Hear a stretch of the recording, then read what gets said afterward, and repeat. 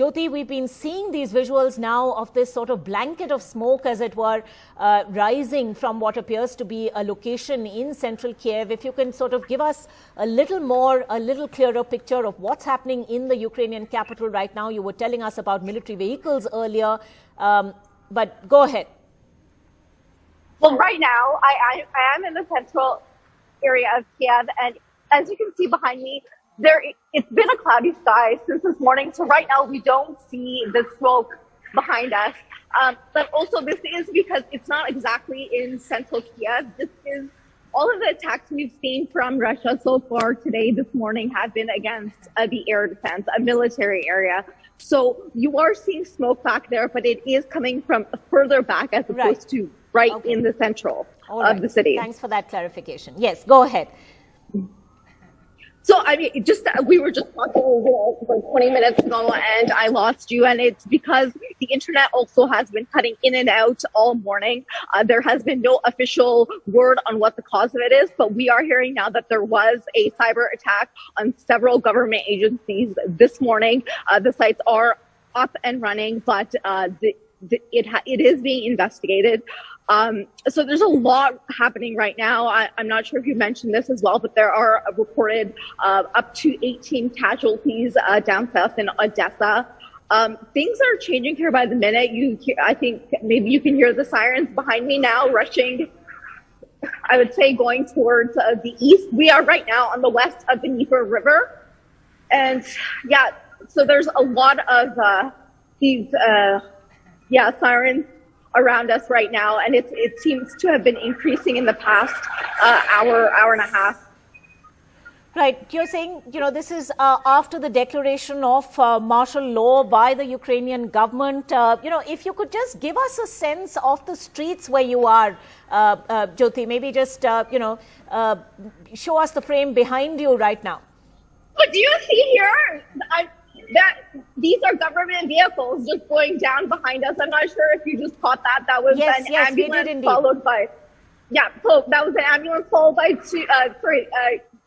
two military vehicles. And this is just something, 9 o'clock this morning, 10 o'clock this morning, we have this exodus of Ukrainians leaving the city. Now we have more and more soldiers coming into the city. Like I mentioned when we spoke first, we did have the air raids earlier this morning. We haven't heard the air raids this afternoon so far, but we are seeing a much greater presence of the military on the ground in central Kyiv now. Right. Jyoti, you were mentioning 18 people now dead in Ukraine's Odessa in a missile attack. What other details are we getting about that? And, are you getting any sense of overall casualties at this point?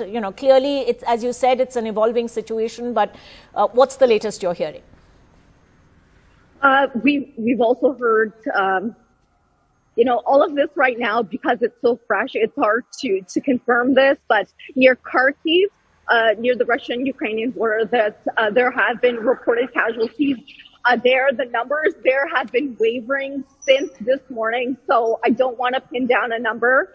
So we've got that happening there. There is reported military coming down from Belarus, which is very close to Kyiv and would be the fastest way for Russia to invade the capital. Right now, we haven't heard of any casualties in that area. So basically right now, if you can picture Ukraine, down we've got the Black Sea, so there has been attacks and casualties in the south, and then on the east between Russia and Ukraine. Kyiv is sort of more towards the north. Right now we haven't heard anything specifically here. Right. The Indian embassy in Kyiv right now, or in Ukraine right now, is advising those who are in Kyiv to actually be very aware of their surroundings and sort of try and look for the nearest bomb shelter to them. Give us a sense of, are you hearing sort of similar announcements on the media, on local media, telling people to be aware of sort of local bomb shelters? Is there a sense that air raids on the Ukrainian capital could be imminent? Definitely, since this morning, we've been hearing for residents to stay inside if they can. But at the same time, there was also messaging that, the main infrastructure, everything should continue to function almost as normal. So there was the desire for essential workers to get out there and, get to work. But those that didn't need to be out, they should be staying inside. Also, on the other hand, Ukraine did give permission for its citizens to carry arms. So you have on this one side, you want your citizens to be safe and stay indoors.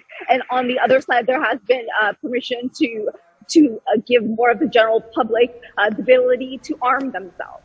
And Zelensky also earlier this morning, time is kind of going by really fast, a short time ago has also indicated, indicated for Ukrainians to stand up for themselves. So you can take that message how you want to take that message.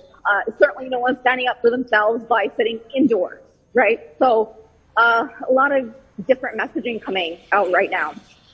Right. You were saying that there have been some internet outages already. What about sort of power and water, and has normal life, been affected in any other significant way? Are you seeing queues at department stores? Are people stocking up on essentials at this point? What's the sense you're getting on the ground? Well, definitely, the government has already indicated that citizens should be stocking up. And unfortunately, we're not near a major grocery store right now, but the grocery stores have seen lineups. Also, you're seeing banks have lineups, bank machines have lineups. So there is a changing, evolving situation. The strange thing is, I think, for if you're outside of the country, it seems like Ukraine has known about this for weeks now, and this imminent attack was coming for weeks now. So, there should be preparations. But really, it's this morning when Ukraine woke up and said, okay, yes, there is going to be an attack. There is an attack, and we got to get prepared. So everything, right. The preparations are happening right now as we speak. All right.